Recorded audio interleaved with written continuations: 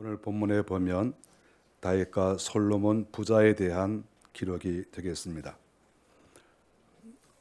이 부자에 대해서 성경은 훌륭한 인물로 또 복을 받은 사람으로 이렇게 기록을 하고 있습니다. 이 땅에 살아가는 사람들을 생각해 볼 때 아버지와 아들, 즉 부자지간이 다 훌륭한 사람은 그렇게 많지 않은 걸로 생각을 합니다. 그래서 우리가 성경을 볼 때 오늘 본문과 같이 아버지와 아들을 같이 묶어서 본문을 보고 있는 그러한 성경은 거의 나타나고 있지 않습니다.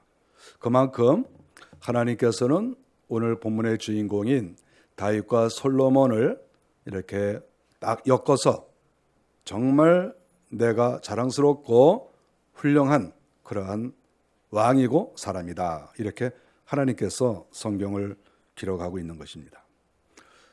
우리가 인생을 살면서 늘 염두에 둬야 되는 것은 우리는 나 스스로도 나를 판단하지만 다른 사람이 항상 나를 판단하고 있다는 것을 우리가 의식하고 살아야 됩니다. 집안에서도 자녀가 부모를 보면서 우리 아버지가 이런 사람이구나, 우리 어머니가 이런 사람이다, 자녀들은 늘 생각을 해요. 저도 늘 우리 아버지와 어머니를 판단했어요. 저도 그렇게 살았어요. 그러니까 내 자녀들도 나에 대해서 아주 세심하게 보고 있으니까 거기에 대한 판단을 하고 있다고 생각해요. 그런 각오를 하고 살아갑니다. 우리가 그랬을 경우에 우리 주변에 있는 사람들이 서로 판단을 안 하겠습니까? 거기다가 같이 공부를 했다든지 같이 어떤 사업을 했다든지 그랬을 때 그 사람에 대해서 아주 자세하게 알 수 있어요. 그 사람의 행동, 그 사람의 속마음, 그 사람의 실력, 이 모든 것까지도 다 알 수가 있어요. 그래서 판단이라고 하는 것은 자연스럽게 나올 수밖에 없다, 이렇게 하는 것입니다. 그러므로 우리가 그것을 각오하지 않을 수가 없습니다. 문제는 다른 사람에게 내가 좋지 않은 평가를 받았을 때 그것이 나의 삶에서 상당히 손해를 끼치고 내가 성장해 나가고 또 삶을 사는데 장애가 될 수도 있다. 이런 것을 우리가 염두에 둔다고 하면 다른 사람의 판단을 우리가 함부로 생각할 수 없고 의식을 해야 된다는 것이죠.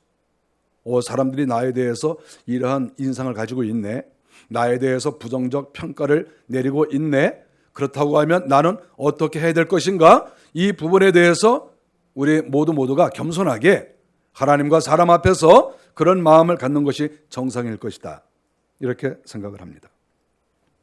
성경의 인물들을 우리가 한 사람 한 사람을 생각해 보면 역시 우리가 부자가 다 탁월하게 성경에서 인정해 주는 그런 사람은 별로 없고 다 유명한 사람들도 혼자만 그렇게 유명했다고 하는 것이죠.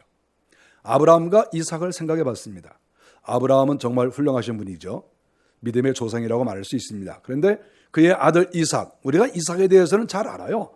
그러나 이삭에 대해서는 긍정적인 면도 있지만 부정적인 면도 상당히 많이 있습니다. 그래서 우리가 이삭을 훌륭한 분이다, 이렇게 말을 잘 안 해요. 이삭과 야곱이 또 있습니다. 다 족장들이니까 훌륭한 분들이죠. 그런데 우리가 이삭과 야곱을 볼 때 또 야곱도 물론 훌륭한 부분이 있지만 너무나 부족한 것이 많고 또 역시 이삭이 훌륭하지 않기 때문에 이 아버지와 아들, 이 3대가 이렇게 다 훌륭하다, 이렇게 말하기는 곤란합니다. 그 외에는 사실 말할 것도 없습니다. 노아와 그의 또 자식들은 어떨까 생각할 때 우리가 노아의 자식들을, 그 아들들을 훌륭하다, 이렇게 말하기가 좀 힘들다고 생각합니다. 그 외에 엘리야, 엘리사, 느헤미야, 우리는 여러 유명한 분들을 많이 합니다. 근데 그분들의 그 아들들이 훌륭한 사람이 있나요? 우리가 부정적으로 볼 때에는 엘리의 아들들이 생각나지 않습니까? 엘리 제사장의 아들 홈니와 비느하스, 아버지는 그래도 나름대로 훌륭한 길을 걸어갔는데 그 아들 홈니와 비느하스는 하나님의 제사를 아주 무시한 그러한 악한 제사장으로 기록이 되어 있다고 하는 것입니다. 신약시대에 들어와서 베드로, 스데반, 바울, 우리가 다 잘 압니다. 베드로가 어디 훌륭한 아들을 두었습니까? 별로 교회사에 나옵니까? 스데반의 아들이 교회사에 이렇게 나옵니까?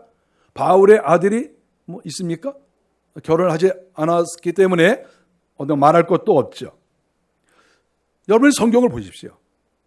왜 성경이 아버지와 아들을 함께 엮어서 성경에서 기록하지 않았습니까? 왜? 그것은 그럴 만한 사람이 별로 없다는 거예요. 그런데 오늘 본문을 보니까 아버지 이야기하다, 아들 이야기하다, 또 아버지 이야기하고 이렇게 아버지와 아들을 함께 이렇게 이야기하는 이 본문은 특이한 현상이라고 할 수가 있죠. 그만큼 다윗과 솔로몬은 하나님께서 인정하시는 그러한 부자지간이다. 이것을 우리가 생각을 해야 됩니다. 그분들에게 단점이 없습니까? 그분들이 죄진 것이 없습니까? 다 있지요. 그러나 성경은 어떤 사람에 대해서 평가할 때 몇 가지 죄를 지었다고 그 사람을 나쁜 사람으로 여기지 않습니다. 항상 성경은 그 사람이 하나님 앞에서 겸손했느냐, 하나님을 바라보았느냐, 이것을 중점적으로 보시죠. 그리고 그가 과연 회개를 하였느냐, 이것이 중요한 것이지 어떤 죄를 졌으니까 나쁜 놈, 이것은 성경에서 말하고 있지 않아요. 하나님이 기뻐하시는 것은 우리가 인생을 살면서 허물도 있고 죄도 짓고 부족한 것이 있지만 늘 하나님 앞에 겸손히 엎드려서 회개하고 하나님의 은혜를 기다리고 이렇게 했을 때 하나님은 그 사람을 귀하게 여기시고 존귀하다, 의롭다 이렇게 말씀하고 계시는 것이죠. 우리는 그런 부분에서 다윗과 솔로몬은 축복된 부자지간이다 이렇게 말할 수가 있습니다. 오늘 성경에 보니까 이 두 사람이 어떻게 존귀할까를 생각을 해 보았습니다. 저도 우리 아버지에게 있어서 아들이고 또 저도 아들이 있어요. 손자도 있고. 그러니까 이런 본문에 대해서 눈이 들어와요. 나는 우리 아버지에게 어떤 아들이었을까? 우리 아버지가 훌륭했을까? 그러면 또 나는 훌륭할까? 우리 아버지가 더 훌륭할까? 내가 더 훌륭할까? 이런 생각을 아주 자연스럽게 할 수밖에 없습니다. 그러면 내 아들은 나보다 더 훌륭할까? 그럼 내 손자는 나보다 더 훌륭할까? 그렇지 않으면 이름도 없이 사라질 것인가? 그것이 이렇게 생각이 안 날까요? 저는 늘 그런 생각을 합니다. 저는 이 뿌리의식이 강한 사람이에요. 저는 이 뿌리, 이 선조, 가문 여기에 대해서 굉장히 관심이 많습니다. 왜냐하면 성경이 그것을 말씀하고 있기 때문에. 특별히 믿음의 가문. 믿음의 가문이 아니면 사실 보잘것이 없어요. 하나님이 생각하시는 것은 믿음의 가문이지요.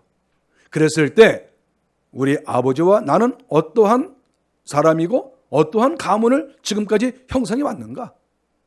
나는 앞으로 내 아들과 손자들을 잘 키워나가서 하나님께서 인정하시는 그러한 가문이 될 것인가? 이것은 당연하게 생각을 할 수밖에 없는 것입니다. 자녀된 여러분들 그리고 자녀가 있는 여러분들은 오늘의 말씀을 우리가 유의하고 관심 있게 봐야 된다고 생각합니다.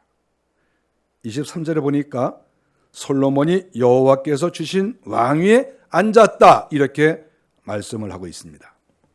솔로몬이 왕이 되었는데 그 왕위는 하나님이 허락하셨다는 거예요. 하나님이.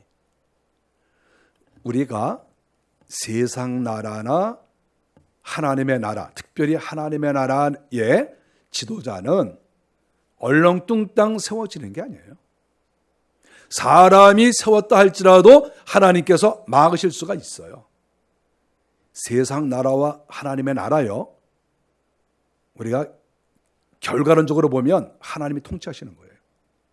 하나님이 세우기도 하시고 하나님께서 그 세움의 자리에서 내려오기도 하시고 저는 그것을 믿어요. 역사를 볼 때 오늘 본문에서도 하나님 여호와께서 주신 왕위에 앉았다 이렇게 말했어요. 여호와께서 주신 거예요. 솔로몬의 어머니 밧세바가 다윗에게 가서 좋은 말로 이렇게 이야기를 해서 왕위를 얻은 게 아니에요. 그것은 어머니가 한 행동은 하나의 도구에 불과한 거예요. 결론적으로는 하나님께서 그렇게 하신 것이지요. 하나님이 보실 때 그의 영적 상태, 그리고 그의 모든 그릇, 이것이 왕이 될 만하니까, 그래, 너는 내가 세운 하나님의 나라, 내가 왕을 하여라. 다른 사람들은 일종의 세습이 되었고, 다른 사람들은 구테타를 통해서 왕이 되었지만, 너는 내가 기뻐하는 가운데 너는 왕위에 앉아라. 이렇게 하나님께서 솔로몬에게 세워 주셨다고 하는 것입니다. 얼마나 영광스러운 일입니까? 성경에 보면 하나님께서 솔로몬을 모든 왕보다 뛰어나게 하셨다, 이렇게 말씀을 했습니다. 이스라엘 나라에 북쪽 왕조와 남쪽 왕조에 수십 명의 왕이 있었는데, 하나님께서 솔로몬을 왕 중에 왕으로 왕들 중에서 뛰어나게 하셨다. 이것도 하나님이 하신 거예요. 우리가 하나님께서 권력도 주시고 왕위도 앉게 하시고 또 높여도 주신다고 하는 이 말씀을 우리가 볼 때에 하나님 앞에 겸손해질 수밖에 없어요. 아, 하나님께서 나의 생명과 나의 장래와 나의 명예와 나의 권세, 이 모든 것 하나님의 손에 있구나. 내가 잘해서 되는 것도 아니고 내 부모가 잘해서 되는 것도 아니고 결론은 하나님의 손에 있구나. 내가 아무리 별의별 수단과 방법을 써도 하나님이 막으시면 안 되는 것이고, 하나님께서 기뻐하시면 위기의 자리에서도 벗어날 수 있고 하나님이 결국은 하신다. 이것을 우리가 발견할 수가 있습니다. 23절에 보니까 솔로몬을 형통하게 하셨다, 이렇게 말씀하고 계십니다. 형통하게 하셨다. 이 말은 솔로몬이 모든 정사를 이끌어갈 때 하나님께서 그곳에 함께 하시고 그것이 잘 이루어질 수 있도록, 성과를 낼 수 있도록 하나님께서 역사하셨다는 거예요. 만일에 하나님께서 함께 하지 않았으면 성과가 안 난다는 거지요. 누가 보더라도 이렇게 하면은 안 될 것 같다 그랬는데 잘 되는 거예요. 이것이 하나님이 하시는 일이에요. 사람의 생각으로는 이렇게 하면은 잘 될 것 같다, 이렇게 해서 계획을 세웠는데 하나님이 함께 하시지 않고 마귀가 역사하면 그 일이 어그러지는 거예요. 그것이 성경에서 가르쳐 주고 있어요. 그래서 우리 사람들은 겸손할 수밖에 없어요. 하나님 앞에. 내가 아무리 계획을 세우고 잘 될 것 같지만 하나님이 막으시면 안 되는 거예요. 그래서 하나님께서 형통하게 하셨다 하는 이 말을 우리는 겸손한 가운데 바라봐야 된다고 하는 것입니다. 우리가 이 역사를 보면 왕들이 항상 겸손했습니다. 왜냐하면 자기가 아무리 왕이라 할지라도 못하는 일이 있거든요. 근데 그런 것이 대개 어떤 것입니까? 우리가 가까운 조선시대만 하더라도 나라에 전염병이 돌고 또 홍수가 내리고 어떤 때는 가뭄이 들고 여러 가지 그런 이 자연재해로 나라가 어지러울 때가 있어요. 여러분, 그럼 왕이 어떻게 합니까? 비가 내리지 않으면 요 왕궁에 살고 있던 그 왕들이 요 신설동 요쪽으로 나갔어요. 신설동 그쪽에 선왕당이 큰 게 있었어요. 수도권의 제일 큰 선왕당 신설동에 있는 거, 또 답심리에 있는 거, 상봉동에 있는 거, 이게 세 개가 제일 강한 선왕당이거든요. 그러니까 왕궁에서 가장 가까운 데가 신설동이에요. 그리고 신설동 그 옆에 가서 제를 드렸어요. 왕이 겸손하게. 왜 그렇습니까? 하늘에다가 기도하는 거예요. 우리가 믿는 하나님을 믿은 건 아니지만 하늘님을 믿은 것이죠. 무언가 있을 것이다. 아무리 자기가 권세가 있어도 이렇게 비가 내리지 않으면 겸손하게 나가서 거기서 제일 쌀 수밖에 없는 거예요. 믿든지 믿지 않든지 어쨌든 하는 거예요. 그럴 수밖에 없어요. 나라가 어지러운데. 우리가 그런 것을 우리가 생각을 해야 돼요. 이 땅에 비가 많이 온다. 가뭄이 들었다. 전염병이 들어서 고통을 당한다. 이 모든 것의 그 근원이 어디에 있습니까? 하나님께서 그렇게 하셨다는 거예요. 이거 무시하면 큰 코 다칩니다. 정말 우리 인생들이 건방지면 안 돼요. 우리 인생들이 뭘 우리가 대단합니까? 우리가 뭘 압니까? 뭘 대단하고 무슨 실력이 있습니까? 조그만 병에도 다 쓰러지고 넘어지고 죽는 것이 우리 인간이고, 총알 하나만 맞아도 죽는 게 우리 인간 아니겠어요? 독약 하나 먹었다고 사람이 죽어가고 그러는 게 우리 인간 아니겠어요? 세상에 유명한 왕들도 그 독약 한 잔 마시고 독살당하고 칼에 찔려서 죽고, 우리가 그런 걸 역사에서 많이 보지 않아요? 아무것도 아니에요, 우리 인간. 하나님께서 형통하게 하지 않으시면 모든 권력은 다 무너져 내릴 수밖에 없는 것이 하나님께서 가르쳐 주신 것이고 역사가 그것을 가르쳐 주고 있어요. 그래서 우리는 다 겸손해야 됩니다. 하나님께서 또한 25절에 보니까 솔로몬에게 왕의 위엄을 주었다 이렇게 말씀했습니다. 위엄을 주었다. 정말 가슴 떨리는 얘기라고 저는 생각합니다. 위엄이라고 하는 것은 자연 발생적으로 상대를 존중하는 것이죠. 칼을 들고 있어가지고 너 내 말 안 들으면 내가 이 칼로 너를 죽인다. 그래서 할 수 없이 그를 존경하면 그건 존경도 아니고 그저 복종하는 거예요. 죽지 않으려고. 위엄이라는 건 무엇입니까? 위엄은 어떤 무력을 행사하거나 상대에게 손해가 안 되는데 자발적으로 그 사람을 존경하고 높여주고 인정하는 거, 이게 위엄 아니겠어요? 저는 아들이 된 적도 있고 또 내가 한 가정의 아버지로서 저는 위엄이 있었으면 좋겠어요. 전 스스로 그렇게 생각합니다. 그래서 내 자녀들이 나를 볼 때 이렇게 아이고 저 지질이 궁상 또 들어왔네 이런 생각을 안 했으면 좋겠어요. 저 솔직히 그렇습니다. 우리 자식들 안 그러기를 바랍니다. 아이고 저 뭐 또 들랑거리네. 못 틀어줘 또 들어왔어. 좀 눈 좀 안 보였으면 좋겠네.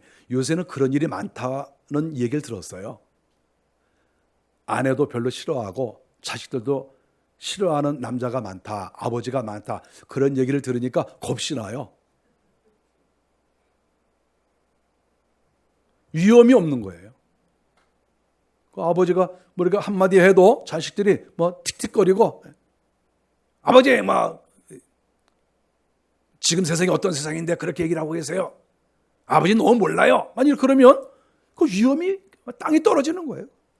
아무것도 아닌 거야. 왕도 마찬가지죠. 그 왕이 이렇게 신하들에게 이야기를 하는데 저 뒤에서 수근수근거리고 아이고 저 또 헛소리 하고 있네. 만일 그러면 그 왕의 위엄이 떨어지는 거 아니겠어요? 왕이 이렇게 지나가면 백성들이 우리가 초원시대 때 이렇게 그 어떤 드라마를 보면 왕이 이렇게 다 행차하시면 모든 백성들이 다 이렇게 길에서 엎드려서 이렇게 엎드려 있고 그러는 거 보지 않습니까? 그게 뭐 좋다는 것보다도 위엄이 있는 거 아니겠어요? 우리가 우리의 왕을 존경한다. 바로 그러한 마음에서 우러나온 행동 아니겠어요? 물론 엎드리지 않으면 불이익을 당할 수 있지만 진정으로 존경하는 게 많았어요. 어쨌든 우리의 왕이니까. 이 땅의 왕이든지 가정의 아버지든지 어떤 단체의 장이든지 어디에 쓰든지 마찬가지예요. 상대를 진심으로 존경하고 그의 권위를 인정하고 그의 위엄을 우리가 인정하고 정말 저분은 훌륭한 분이시다. 이런 것이 자발적으로 나온다고 하면 그거 얼마나 좋겠어요. 그런데 성경에 보니까 하나님께서 솔로몬에게 위엄을 주셨다 그랬어요. 아무리 나이가 어린 솔로몬이 왕이 됐다 할지라도 나이가 많은 그런 노 대신들도 다 솔로몬을 존경하고 따르고 그렇게 했다는 것이죠. 이것이 얼마나 정말 가슴이 뭉클하고 하나님께서 이렇게 하셨구나 이런 생각이 듭니까? 저는 나이가 들어가면서 또 아버지로서 저는 이렇게 됐으면 좋겠어요. 내가 교회에서도 위엄이 있었으면 좋겠고 아니 목사가 예를 들어서 교회에서 집사님 이렇게 하십시오 그런데 싫어요. 이렇게 좀 청소 좀 했으면 좋겠네요. 그럼 목사님이 하세요. 그러면 사표 내야죠. 그렇지 않겠어요? 사표 내야지. 어떻게 그거 하겠습니까? 목사가 뭐 설교만 하고 성경 가르친다고 목사입니까? 진정한 존경과 또 위엄이 있을 때 그것을 하나님의 종이라고 말할 수 있죠.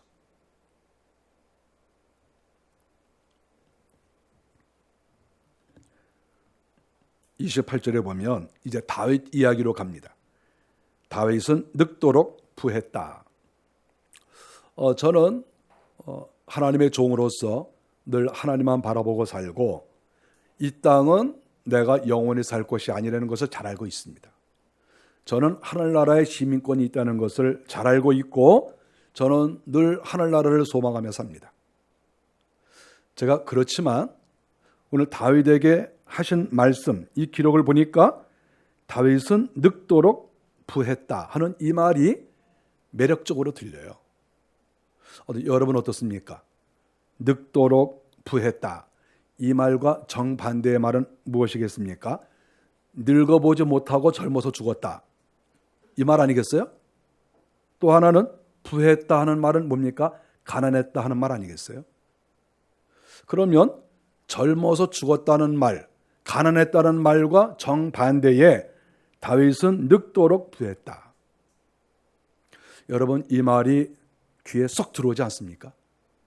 나이가 들어갈수록 우리 한국 사람들은 이 우리나라 어떤 그 복지 제도가 뭐 유럽처럼 되어 있지 않기 때문에 또 그동안 세금들도 많이 내시지 않았기 때문에 나이 들어가면 이 노후 보장이 잘 안 돼요. 그래서 나이 드시는 분들이 점점 걱정을 많이 해요.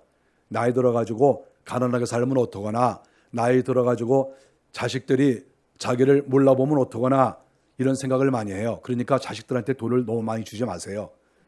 줄 돈도 없지만 너무 많이 주지 마세요. 노후 보장하셔야 돼. 왜냐하면 늙어서 이 가난하고 늙어서 생활이 안 되면 이것처럼 비참한 거 없습니다. 저는 제 아내와 매일 교회에 출근하면서 매일같이 보는 것이 연세가 드신 분이 이 박스를 이렇게 주워서 이렇게 리어카나 이런 데 싣고 다니는 모습을 보는 거예요. 저는 그 모습을 보면서 매일같이 생각합니다. 나라가 좀 부해서 저런 일이 없었으면 좋겠다. 그런 생각을 처음 합니다. 그러려면 세금을 좀 많이 내야 돼요. 또 하나는 나도 저렇게 되면 어떡할까 그런 생각도 좀 듭니다. 여러분은 제가 박스를 줍는 상상을 한번 해보셨습니까? 우리 목사님 목회 끝나면 박스 주스러 다니고, 난 만일에 그런 일이 있으면 방화동에서 주술 거야. 다 보라고. 그래서 이 지역 사람들이 어머 주술 것 같지 않은데요. 그러니까 나 원래 우리 교회 목사였었는데 이 교인들이 날 대접을 안 해가지고 내가 일부러 여기서 박스 줍는 거야. 맨날 다니면서 나 우리 교회 목사였어, 우리 교회 목사였어 막 그러고 다닐 거야. 교회 망해버리라고. 그렇게 안 하시겠죠. 그런 일이 안 일어나기를 바랍니다. 다윗은 늙도록 부했다 하는 이 말이 이렇게 나이가 들어가면서 이게 마음에 와닿아요. 정말 이게 복이구나. 우리가 옛날에 이 말씀을 보거나 그랬을 때에는 나이 언젠가 들겠지. 나이 들어도 먹고 사는 거 별로 지장 없겠지. 막연하게 이렇게 생각을 해요. 젊었을 때에는. 그러나 막상 나이가 들어보세요. 이 말이 굉장히 중요한 말인 거예요. 나이가 든다. 일찍 죽지 않고 병에 걸리지 않고 나이가 많이 들었다. 이것은 행복이에요. 이것은 하나님께 복을 받은 거예요. 거기에다가 부했다. 간신히 생활만 영위한 것이 아니라 하나님께서 부유하게 하셔서 주머니가 넉넉하고 자기가 쓰고 싶은데 마음대로 쓸 수 있는 이런 환경이 되었다. 이것은 다윗이 하나님 앞에 복을 받은 증거다. 이렇게 말할 수가 있습니다.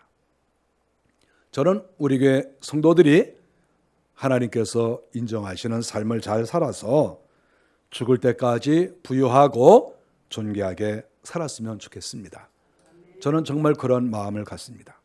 그래서 우리 교회 성도들이 나이가 많이 드셔서 80, 90 되어서 이렇게 모여서 서로 차 한잔하면서 대화하고, 목사님 오늘 제가 커피 한 잔 사드릴게요. 그래서 커피 한 잔 마시면서 이런 얘기 저런 얘기하고 또 주님 얘기하고 또 서로 위해서 기도하고, 참 그랬으면 좋겠어요. 저는 그런 소원을 갖습니다. 늙었는데 부유하다. 이 말이 우리 가운데 저는 꼭 이루어지기를 바라는 것이지요. 28절에 다윗의 아들이 왕위를 이어나갔다. 앞에도 여러 번 언급이 됐어요. 근데 이 말씀을 또 하고 있습니다. 자기의 아들이 왕위를 이어나갔다. 왕정 시대에서는 이것이 가장 좋은 것 아니겠습니까? 민주사회에서는 이것이 온당하지 않죠. 그러나 이것은 지금부터 3000년 전 왕정 시대의 이야기예요. 그러면 왕정 시대에는 자기의 아들이 왕위를 이어가는 것이 정상이고, 또 이 나라는 하나님이 세우신 나라고 하나님이 그렇게 하라고 하셨어요. 그래서 자기의 아들이 자격을 갖춰서 왕을 이어간다고 하는 것은 복된 것이라고 말할 수가 있습니다. 우리가 역사에 보면 왕정 시대에도 역성혁명이 일어납니다. 역성혁명이라고 하는 것은 자기와 성이 같은 그러한 아들이나 친척이 아니고 전혀 다른 성씨를 가지고 있는 사람이 왕이 되는 것을 말하는 것이죠. 그렇게 되면 자기네 그 족속은 완전히 망하는 거예요. 역성혁명이 일어나면 정말 초상집이 되는 것이지요. 3족, 9족이 망할 수도 있는 거예요. 바로 그런 거예요. 그런데 자기의 아들이 왕위를 이어나갔다. 하나님은 이것을 또 하나의 축복으로 말씀을 하고 있습니다. 계속해서 29절에 보니까 그의 행적을 기록하였다. 이렇게 기록이 되어 있습니다. 저는 이 말씀이 또 이렇게 마음에 와 닿습니다. 그것은 다윗과 솔로몬에 대한 이야기가 그 삶 전체를 처음부터 마지막까지 다 기록을 하였다. 이렇게 성경에서 말씀하고 있어요. 여기에서 기록한 사람은 사무엘과 나단과 갓으로 우리는 생각하고 있어요. 이분들이 다윗과 솔로몬 곁에 가까이 있으면서 그들의 삶 전체를 기록을 한 거예요. 그래서 성경에 아주 낱낱이 기록이 되어 있습니다. 저는 이것을 볼 때 어떤 때는 잘한 일을 기록하고 어떤 때는 잘못한 일을 기록하지만 다윗과 솔로몬은 이렇게 선지자들이 그 사람의 생활, 그 사람의 한 일, 그 사람의 언어, 이 모든 것들을 기록했다는 것은 그만큼 가치가 있다는 거예요. 가치가 있다.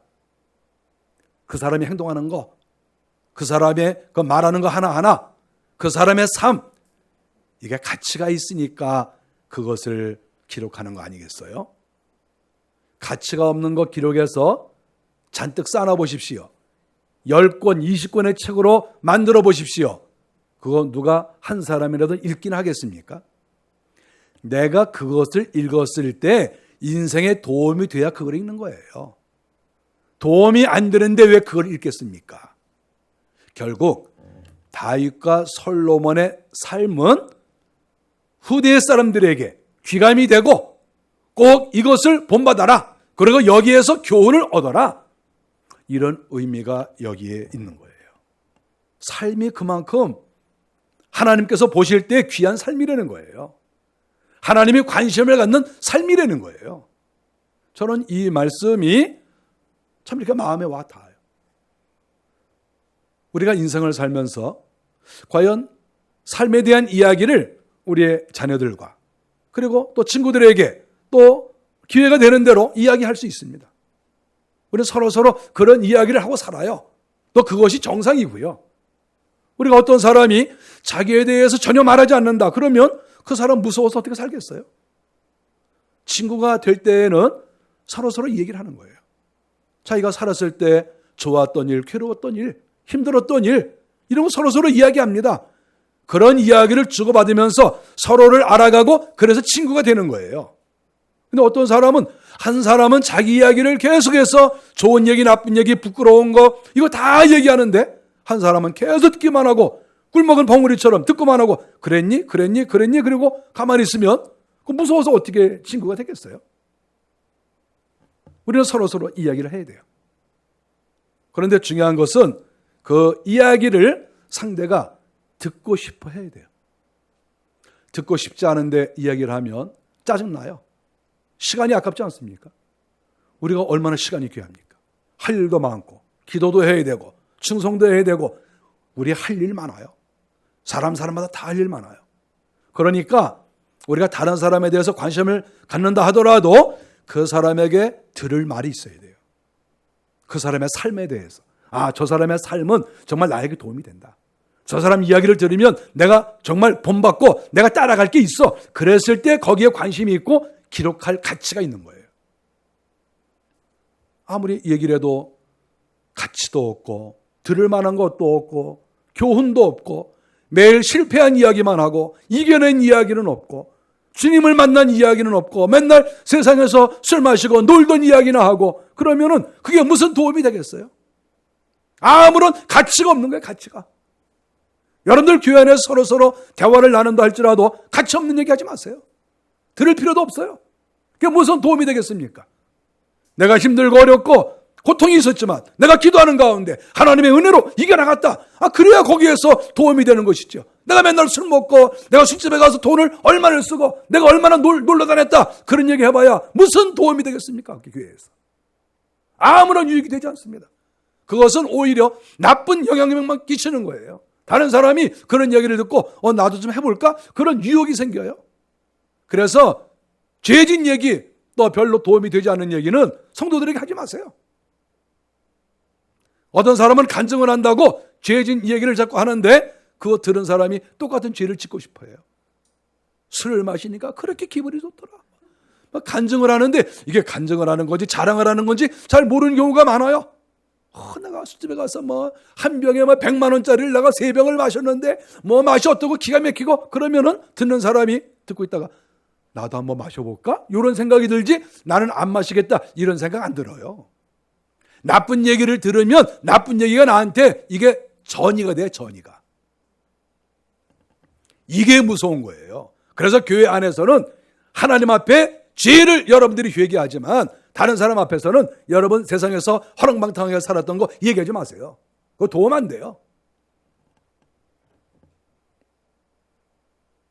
가치가 있는 삶을 살았을 때 성경이 기록해 주는 거예요. 가치가 있었다. 정말 주님 앞에서 바로 살려고 몸부림을 쳤다. 이렇게 됐을 때 하나님이 관심을 가져주시는 것이다 하는 것을 알 수 있습니다. 우리는 존귀한 자입니다. 하나님께서 우리를 택하신 거 아니겠습니까? 내가 너를 불렀다. 그러니까 너희들은 내 것이라 하나님께서 이렇게 말씀하셨습니다. 너희의 시민권은 하늘나라에 있다. 이렇게 말씀하셨기 때문에 우리는 다른 것 따져볼 것도 없이 우리는 존귀한 자입니다. 하나님의 자녀이니까. 하나님께서 관심을 갖는 자니까. 그러므로 하나님의 마음에 드는 자로서 살아가야 됩니다. 저는 지금보다 1000년 전에 살았던 버나드에 대한 이야기를 가끔 하는데 오늘 제가 한번 또 하겠어요. 요 4가지를 잘 들으십시오. 버나드가 말한 거 사람의 1단계. 1단계는 자기를 사랑하는 자. 우리가 사람에게는 이런 단계가 있다는 거예요. 자기를 사랑하는 자가 있다. 그거 귀한 거예요. 자기를 사랑해야 됩니다. 2번째 단계는 자기를 위하여 하나님을 사랑하는 자. 자기를 사랑하는데 자기를 위하여 하나님을 사랑하는 거예요. 하나님을 잘 사랑해요, 이 사람이. 근데 가만히 보니까 다 자기를 위한 거야. 이게 2번째 단계의 사람이다 그랬어요. 3번째는 하나님의 영광을 위하여 사는 자다. 자기는 빠졌어요. 자기는 다 내려놓고 하나님의 영광을 위해서 사는 자. 귀하죠? 멋있죠? 여기에서 더 이상 없을 것 같잖아요. 하나님의 영광을 위해서 산다. 우리가 교회 안에서 저는 다 버렸습니다. 다 내려놨습니다. 저는 하나님의 영광을 위해 삽니다. 그러면 그 사람이 최고예요. 교회에서. 여기에서 더 이상 당할 자가 어디 있겠습니까? 그런데 버나드는 한 가지를 더 윗단계를 얘기했습니다. 4단계는 하나님의 영광을 위하여 자신을 사랑하는 자. 이것이 4번째 단계입니다. 자기를 사랑하는데 하나님의 영광을 위해서 자신을 사랑하는 거예요. 저는 이 말을 많이 곱씹어 봤어요. 몇 년 전부터, 아니면 오래됐죠. 또 생각하고 또 생각하고 또 생각하고 이렇게 해봤습니다. 우리가 보통 서로 볼 때 1단계와 4단계를 구분을 잘 못해요. 왜냐하면 네 단계도 하나님의 영광을 위하여 자신을 사랑하는 자 그랬으니까 사랑하는 자의 방점을 찍으면 그 사랑하는 자잖아요. 첫 번째도 뭡니까? 자기를 사랑하는 자. 자신 사랑하고 1단계와 4단계가 똑같아요. 그런데 문제는 4단계는 하나님의 영광을 위하여 자신을 사랑하는 거예요. 이것이 성도로서 최고의 단계입니다. 저는 이 네 번째 단계에 있기를 날마다 소원합니다. 저는 제 자신을 사랑합니다. 그런데 이것이 순수하게 내 중심적으로 나를 사랑하는 것이 아니고 하나님의 영광을 위해서 나를 사랑하는 버나드가 말하는 네 번째 단계가 되는 사람이 되기를 저는 정말 소원해요. 여러분은 어떤 단계에 계십니까? 진정으로 존귀한 사람은 바로 이런 사람이에요. 진정으로 존귀한 사람은 하나님의 영광을 위해서 자기 자신을 사랑하고 자기 자신을 아끼고 자기 자신을 존귀히 여기고 자기를 준비하는데 최선을 다하고 이렇게 하는 것이죠. 저는 그래서 자기 자신을 존귀하게 만들려면 몇 가지 할 일이 있다고 생각합니다. 첫째로는 여러분들 이 8월 달에 들어섰는데 여러분 8월 달에 독서를 많이 하십시오. 최소한도 내가 이 8월 달 한 달 동안 몇 권의 책을 읽겠다 이렇게 작정하시고 독서를 많이 하시기를 바랍니다. 특별히 영적인 책을 많이 읽으시면 좋겠습니다. 폭넓게 읽으셔도 좋고, 두 번째로는 또 책을 읽으실 때 예의와 교양에 대한 책도 많이 읽었으면 좋겠습니다. 예수를 믿는 사람이 믿음은 조금 있어 보이는데 예의와 교양이 떨어지는 사람들이 많습니다. 제발 책 좀 읽으십시오. 한 권 꼭 읽으세요. 누구든지 여기서 예의와 교양에 대해서 한 권씩 꼭 읽으시고, 내가 사회생활, 교회생활 할 때 어떻게 하는 것이 존귀한 사람이 되고 무시당하지 않는 사람이 된다. 우리가 무시당할 수가 있어요. 그래서 예의와 교양에 대한 책을 이번 8월 달에 꼭 한 권씩 읽어주셨으면 좋겠습니다. 그리고 이 8월 달에 회개하시고 기도하는 시간을 여러분들이 많이 가리시기를 바랍니다. 그래서 이 무더운 여름철, 날씨가 덥다고 이렇게 여러분의 시간을 낭비하지 마시고 아주 알차게 이 8월 달을 보내서 존귀한 자로서 여러분들이 잘 준비해 나가시는 그런 달이 되면 정말 좋겠습니다. 우리가 믿는 예수님은 허술한 분이 아니에요. 우리가 믿는 예수님은 하늘 아버지의 아들이십니다. 그분 자체가 하나님이세요. 우리는 그런 거룩하신 권세가 있으신 하나님을 믿는 거예요. 그러한 자녀로서 우리 모두가 다 준비해 나가시기를 바랍니다. 기도하겠습니다.